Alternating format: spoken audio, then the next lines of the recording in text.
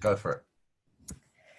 All right. Thank you so much, Prof, for giving me this time to engage with you and to learn more about yourself. I would really want to start off to hear from your own voice a little bit about who you are. Who I am, gosh. Your poor audience. I used to be the head of school at the Wit School of Governance. Before that, I used to run the Gauteng City Region Observatory. Before that, I used to run a company called Strategy and Tactics. And before that, I ran an NGO called CASE. And in all of these, what we've done is big sample surveys. So CASE was probably the best known NGO at the time, doing a lot of the policy work in the transition in the early 90s. And then the rest have just carried on from there. And I'm married to a professor in the School of Law, and I have 2 fantastic children, and I have 3 dogs and 2 cats. Okay.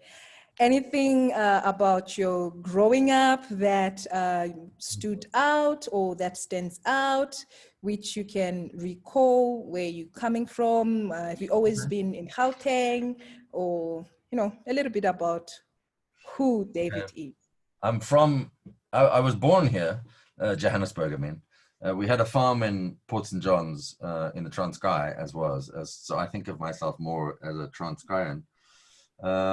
I went to school in Joburg until at the age of 16 if you were white, which I know it's hard to, but I am. It doesn't show when I'm in this. But we were told, no, now you sign your consent form for military, and I refused. And so the school said, well, we're going to expel you. So my father sent me off to England to go and live with my mother, who'd left years before.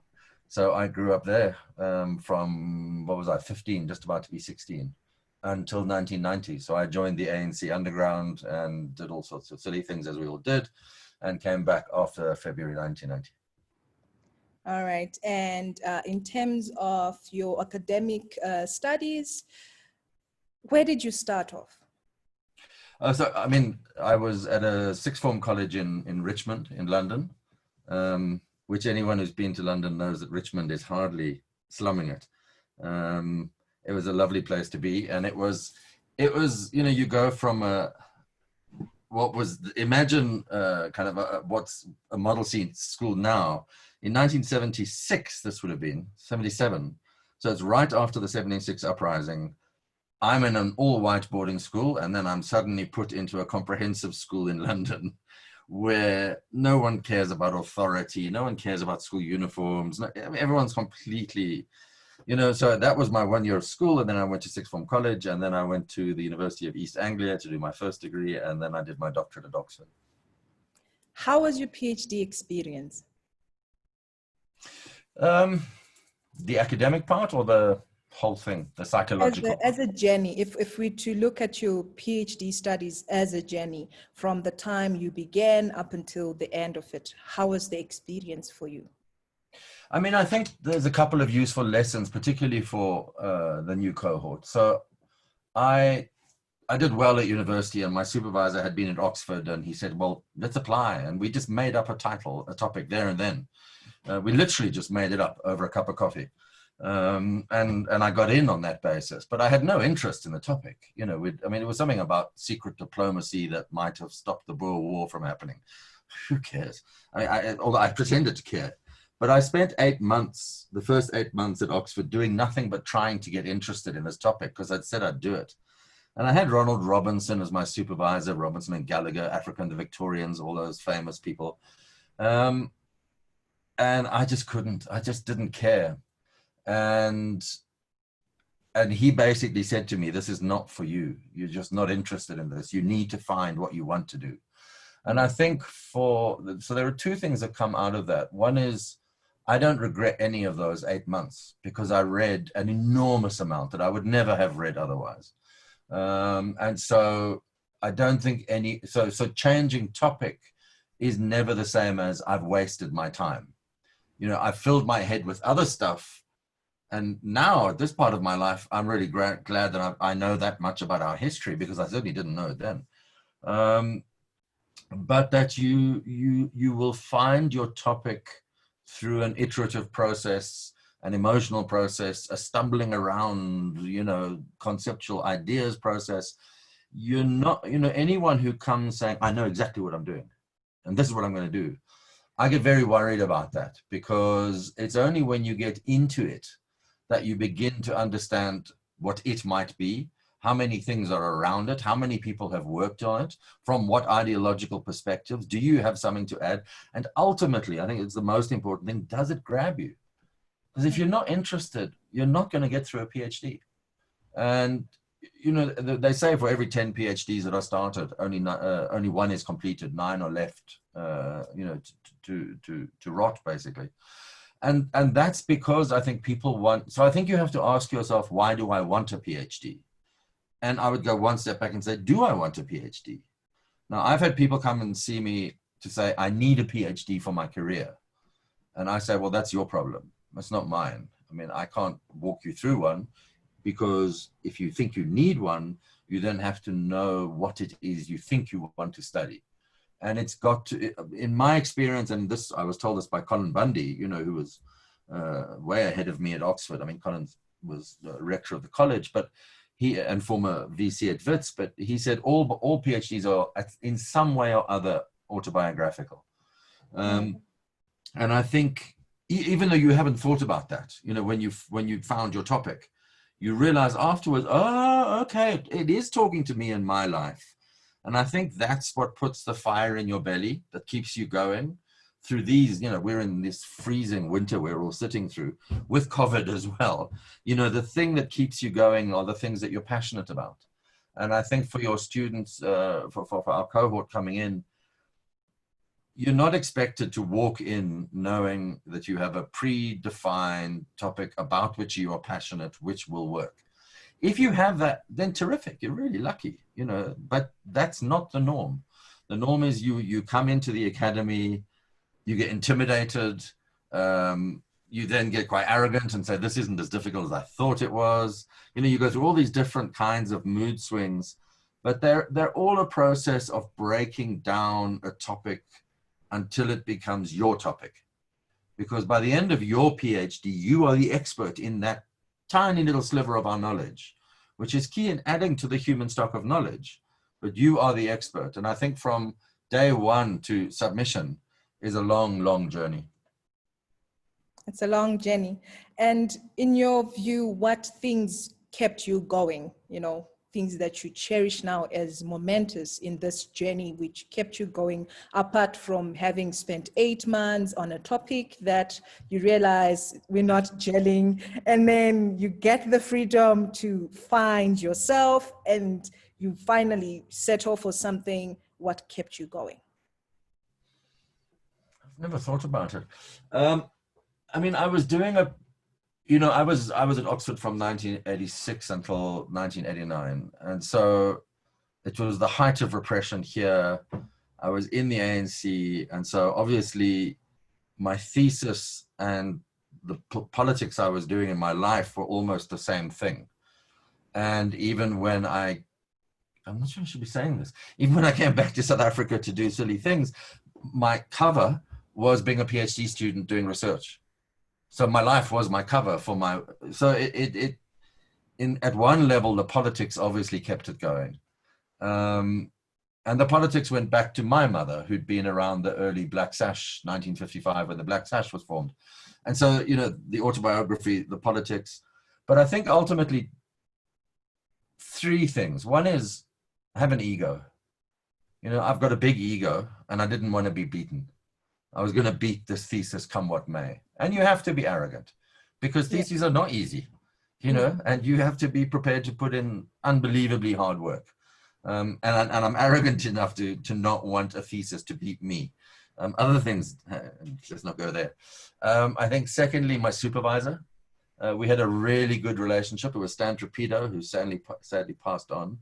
But you have to form, supervisors come in all shapes and sizes. They behave weirdly. They're usually academics, which means we're all socially dysfunctional in all sorts of ways. So these poor students arrive thinking they're going to find clever human beings, and they find, and we're supposed to advise you. So you learn how to deal with your supervisor, because your supervisor can really, really help. And the flip side isn't automatically true that they can really, really mess you around. You just find another supervisor if you're unhappy. So, you know, it's not that it's a kind of good or bad, but if you get on well with your supervisor, it's the primary relationship in your life. I mean, I was, what, 22 or something, and had lots of girlfriends, but my supervisor was the person I listened to. If he said, you're not going out, I didn't go out. Trust me. The third one was, you know, I was interviewing, so my thesis was on the role of whites in the 1950s in opposing apartheid, and I was interviewing them.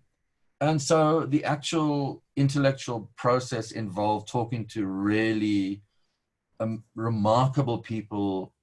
And this wouldn't be any different if I'd done, I don't know, rural development in Alfred and Zomina. So it doesn't matter. You're talking to these really interesting people who know more than you do. So you think you're the academic, and but they actually know. They're the people who've got the kind of the ore, if you like, that you have to dig out to find the gold nuggets.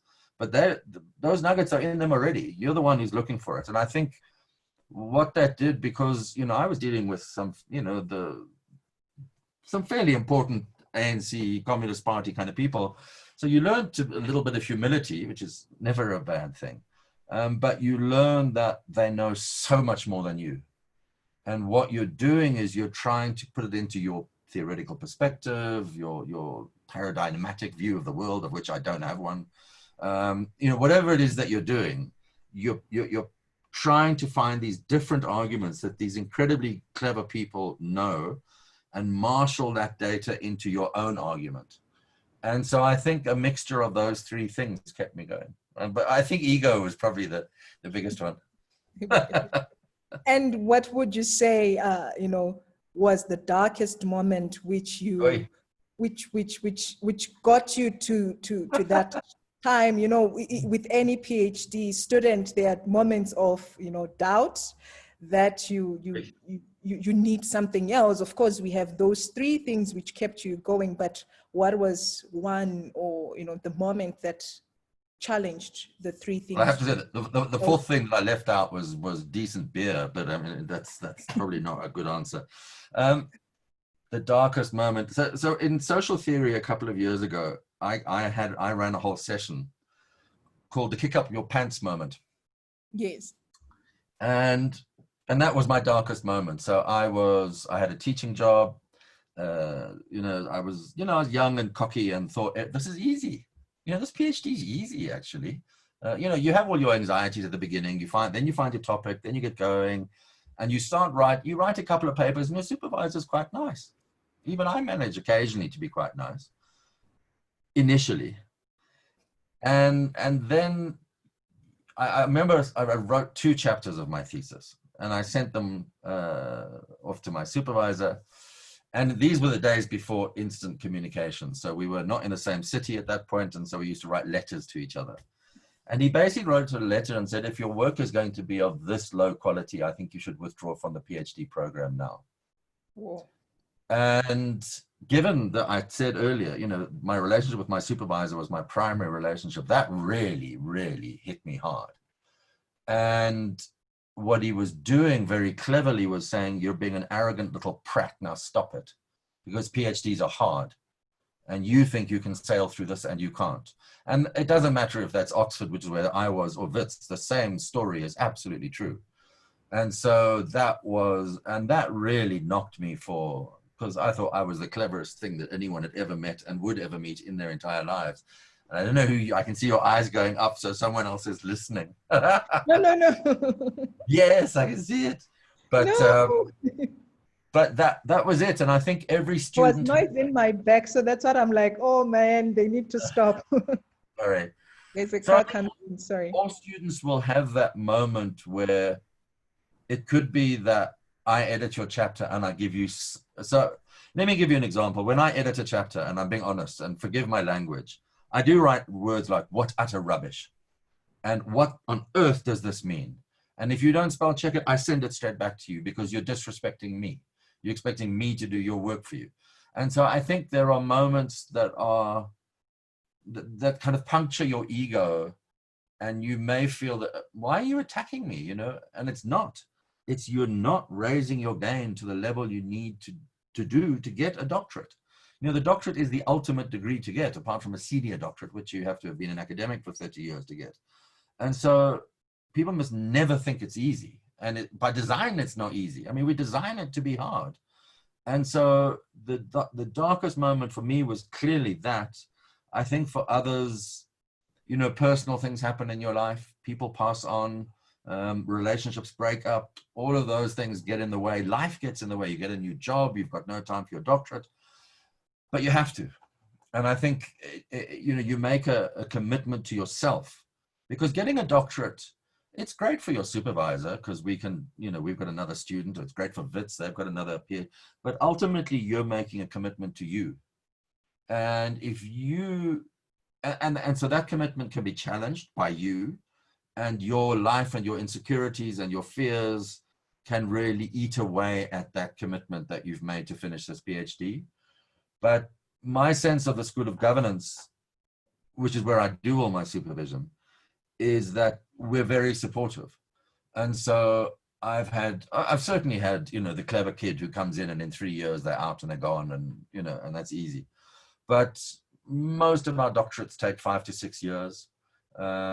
They shouldn't, but, you know, we're also not full-time students. And so that's just how it is.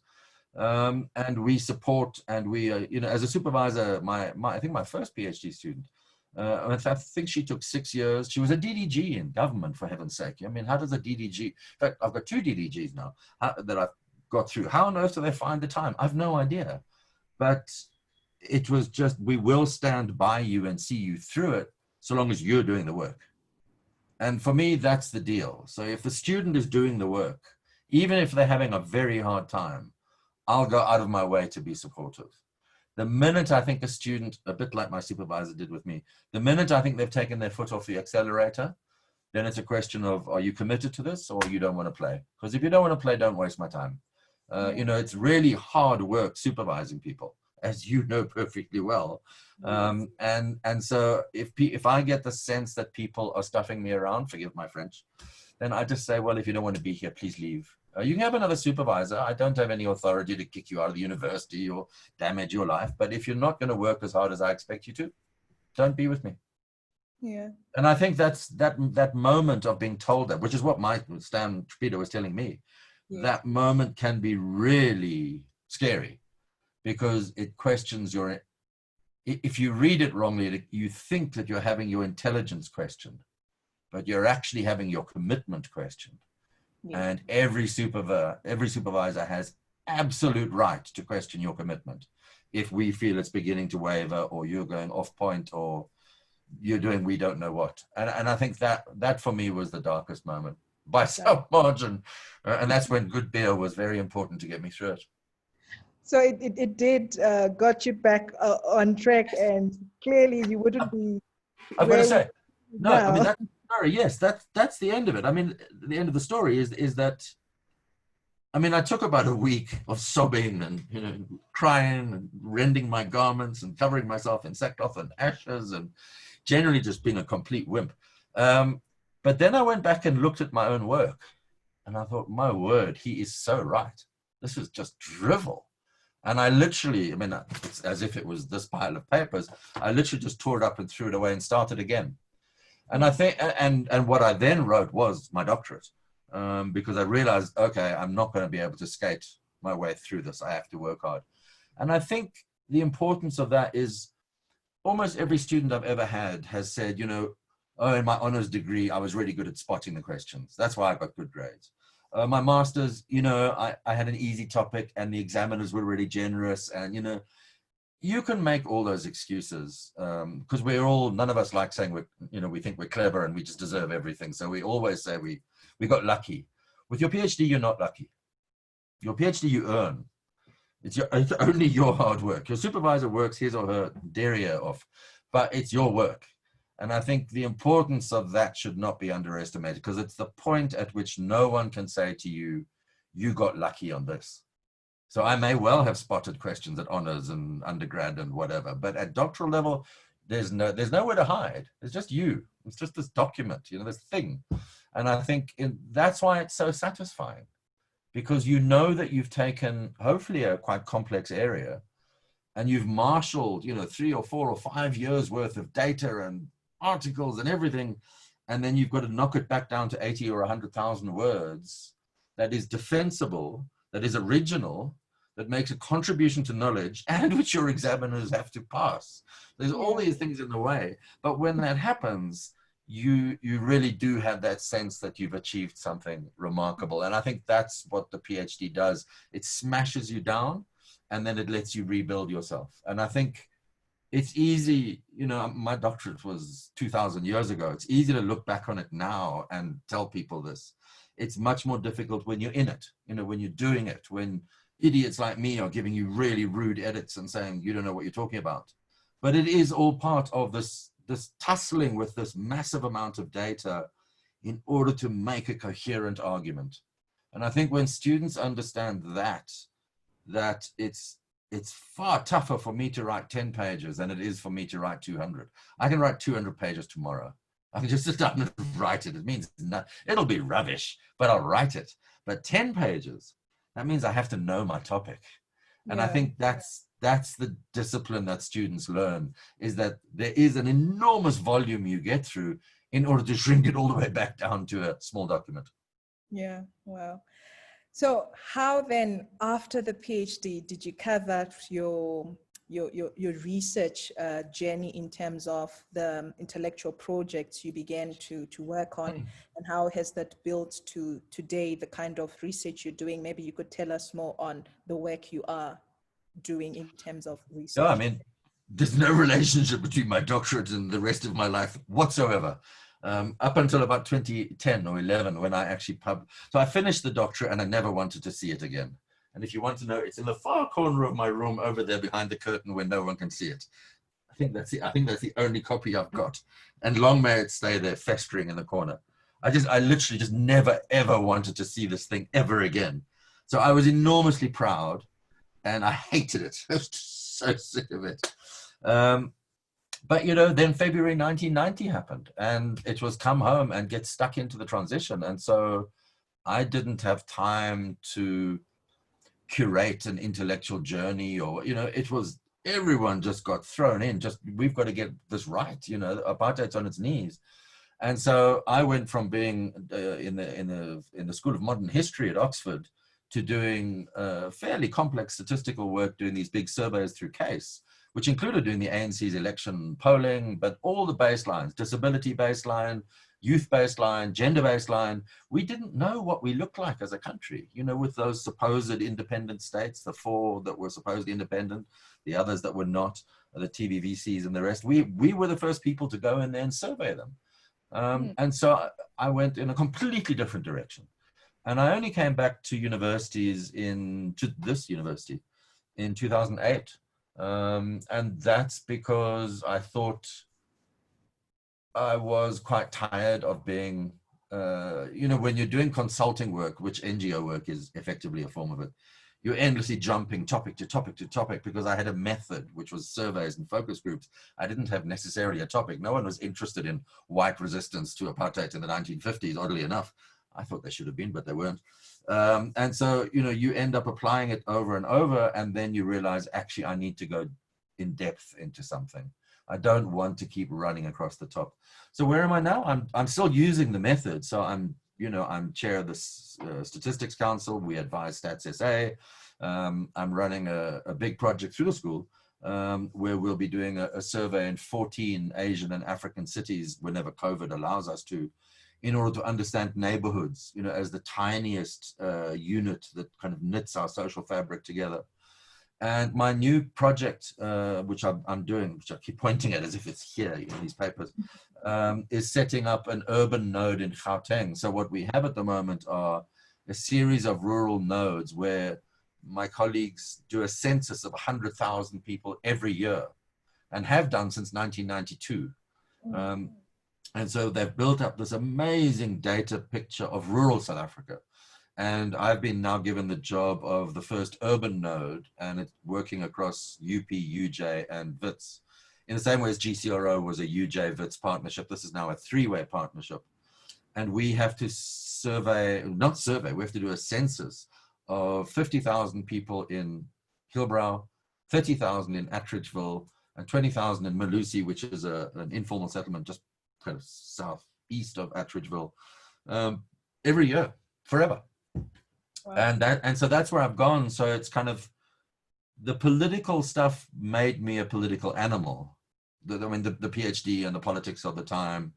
And so I still do political work, but I'm much more interested in how the society works. And in particular, you know, people in the poorest and most dense, and COVID has just amplified my interest, you know, even more.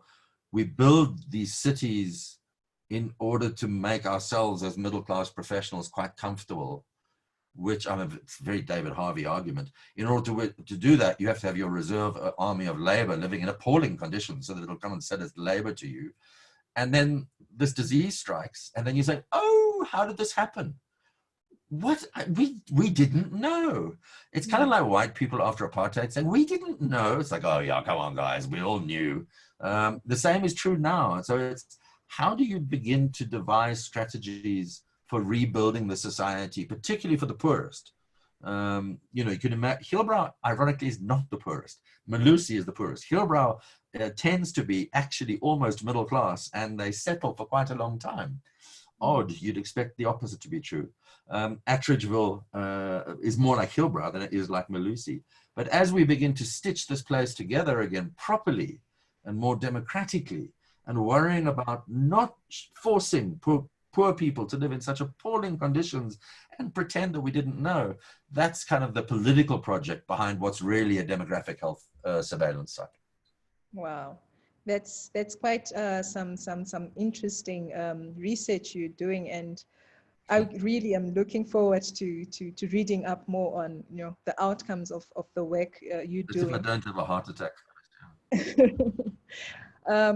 Just maybe. So what it means for your students, can I just say that I Yes. do my supervision. So I don't teach in the school at the level of PG Diplo Masters because I've been seconded to run this thing. But all my supervision happens through the school. And obviously, given the urban and the health demographic slant, that's what I'm most likely to be doing. But I'm still supervising one history PhD. I've got at least 2 or 3 urban ones. I've got one of our colleagues who is on an intellectual journey into decolonized development in future. You know, there's just all this amazing stuff going on. And so students who are interested in those kinds of, it's very much about how things cross over. So, you know, the School of Governance is a transdisciplinary school because governance isn't a thing. You know, it's a way of appreciating how complex systems in a complex world need to be managed and how can you do it. So when we teach, we're saying, what kind of person do we need with what skills? At PhD level, we're saying, what kind of knowledge do we need to be able to manage this complexity? You know, if you think about us, we're the most unequal city on earth, most unequal society on earth, probably, I may be wrong on this, but amongst the most racialized on earth. You know, the wealth itself is unequal in every respect. And not just black, white, but, you know, within and across races. And there's so much we have to do to try and manage this place out of the mess of both corruption and COVID. All the C's come together. It's like cost of living, corruption, COVID, etc. You know, we've got to make this place work, because if South Africa doesn't work, we're in substantial trouble as a region, not just, you know, just let alone us as South Africans. And so I've been looking for students who are open to complexity and messiness in the urban space. And my colleague, our colleague, Karen Abrams, is doing an awful lot on urban governance and urban policy and public policy in urban spaces. And I think and Halfdan is on our team for the Glasgow, we're working with the University of Glasgow for this 14-city survey across Asia and Africa. So I think there's a really good urban base. And urban governance is my title, I suppose. And so that's really where I would want to be looking for people. But to be honest, PhD students are there to make your life interesting. And so the fact that, you know, if I reach over here, you know, for example, I don't know, where's the camera? I don't know. This is a book called, I don't know if it shows. They're all completely the wrong way. A driver's back. You know, it's called Weststruckness.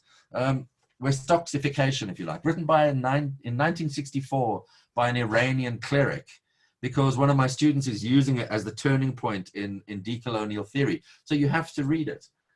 You know, so you go over here, you have to read this, you have to read Hayek, not because I want to, but because my students are cleverer than I am. And the great thing about PhD students is they usually are cleverer than I am. And so they make me catch up. And so for all those students, don't underestimate how clever you are already. And what you want is a supervisor who's willing to take you on and go with you on the journey. And if that means spending my entire rent money on books from Amazon, so be it. That's all. If any of you are being taught by Rokhotso Chikani, you just tell him he owes me money for all those books. That's one of my students. And that is why I'm reading that and this.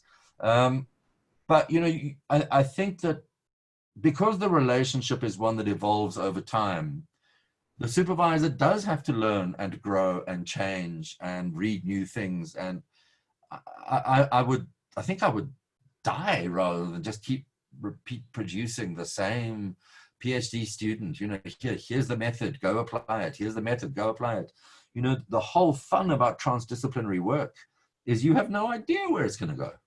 And that's it. It's, you know, it's an open-ended journey. The only closed bit is the 100,000 word thing that has to be delivered. And on the way, you may go 8 months into the Boer War and 16 months into whatever else. Doesn't matter, so long as you're able to get there. Because if you as a student are finding out new things and getting excited, then I'm finding out new things and getting excited. And then we're both winning. Wow, that was quite a strong message to our students. I don't know if there's anything else you'd want to share with me. I think I've quite exhausted the kind of questions I had for you. This was quite an informative session for me.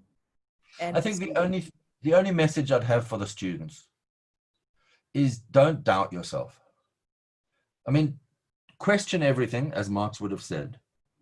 Absolutely right. Have moments of profound fear that you're not up to it. That'll just happen anyway. But I think particularly our students who come from the public service are sitting on so much incredibly insightful intelligence that in many cases the issue is not, it's absolutely not your ability. It's learning to write like an academic. It's learning to be critically engaged, not criticize, but critically engage to help us all move forward. And with those two DDGs that I mentioned, both of whom have now got their doctorates, much of the time was spent teaching them to write like an academic. Because they would say things like, oh, in the second decade of freedom, the following happened. And I said, you don't write like that for a doctorate. You write that speech for your minister. That's cool. I don't mind. But in this place, you don't do that. And that, you know, our school has had a great many ministers, MECs, they've all gone through the school and they've all had to learn this. And and I think people take it as, I can't do this. And the answer is no, the public service has trained you to be that. The academy will train you to be that. And you can still do both, because what we're teaching you are the tools of critical engagement and argumentation, which can only make your job more efficient and better, because you can see the challenges in a much broader kind of perspective. So self-doubt is a good thing at some level, but it can eat you away. And you have to find that balance and know that inside you there is a PhD, because we wouldn't have put you through social theory and the short proposal at the end of it and then accepted you in order to fail you. I mean, it doesn't make sense. And so if we've done that, we've done it because we believe in you.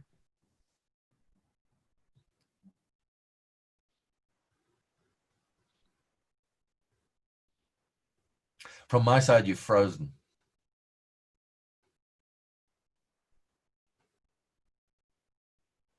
Well, you're back.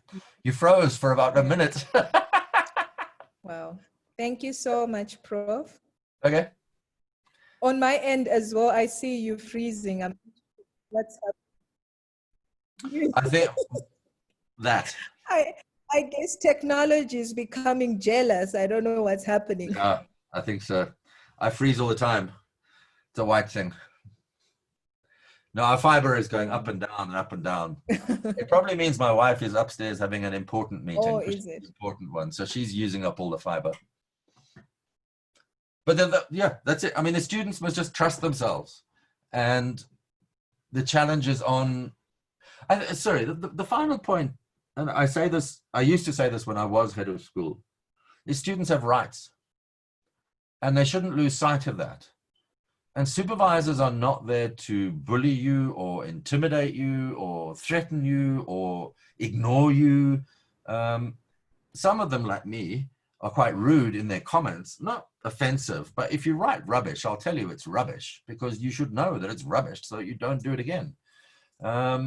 But you have the rights to appeal. You have the rights to come and see you as the convener, to go to the head of school, to go to Pandi as the research director, to say, I'm not getting on with my supervisor, or I think I'm being unfairly treated. And I think students should be aware that it's not a one-way journey where I'm the font of all wisdom. And, you know, it's that Charles Dickens line, you know, about these empty, what he called a little pitcher, a little jug, you know, and my job is just to fill it. And here, you've been educated, go away now. You know, it's a relationship, and I think it's important, in the same as a marriage or any kind of relationship, both partners have rights. And I think it's really important that the students don't. I have seen students, I mean, when I was head of school, I've had students say, look, I've submitted a year ago and I've still not got any feedback. This cannot happen. And they are quite right. But they were too scared to come to me for a year. And it's, so you need to come, if you haven't heard in the first 6 weeks, you go back to your supervisor and say, 6 weeks is a long time. I could have written another chapter or got this chapter done. I need a time. So I think agreeing the terms of reference with your supervisor. I gather Wits is drafting a contract where both sides will have obligations, rights and responsibilities, keeping your supervisor in check, making sure that your supervisor treats you with respect. So that every year when I went on leave, I would write to every one of my students and say, I'm not available between then and there. Don't get me something then, because I will not be reading it. Get me something then, you know, and you just treat each other with respect. Then it's fine. Okay, I'm really going to shut up now. No, it's okay, Prof. I think I'm done. I'm just going to stop the recording.